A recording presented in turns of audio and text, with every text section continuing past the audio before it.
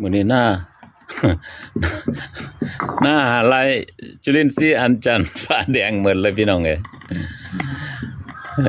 ปกติมันปกติก็ใส่นี่เนาะ100 ซีซีต่อเป้20 ลิตรนะครับบ้านนี้ผมใส่ฝาเครื่องเลยล่ะครับใส่ฝาเครื่องเลยจุลินทรีย์อัญชันนะครับย่อยสลายต่อสร้างเมล็ดวัชพืชเข้าตกเข้าล้นครับจุลินทรีย์ย่อยต่อสร้าง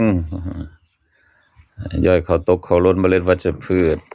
นะฮะองค์ได้ยาหลายๆผมก็แดกมันลงคักๆก่อนต่อไปอัตราส่วนก็100 ซีซีผมบ่100 ซีซีแล้วครับ150 ซีซีต่อเป้20 ลิตรส่วน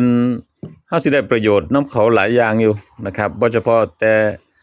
จุลินทรีย์สกัดและเอนไซม์นะฮะส่วนประกอบเฮายังได้อะมิโนร่วม16 ชนิดครับแล้วก็เป็นประโยชน์ต่อข้าวต่อพืชที่เฮาจะต้องปลูกนะตัวสำคัญมันไคโตซานนี่ติฮิวมิกนี่ติแล้วก็กรดซิตริกโอ้โหคุ้มเลย450 บาทครับนี่สั่งได้เลยครับเก็บเงินปลายทางเนาะมื้อนี้เกลี้ยงตับปูนโกนโจกโลกน้ำดำปิดพอได้จักเป้มื้อนี้หน้าหาลัย8 เป้ โอ้คักขนาดครับเฮ็ดไปซะละครับเจ้าของสั่งผลิตเองเฮ็ดเองขายเองจำหน่ายเองขอบคุณทุกท่านครับ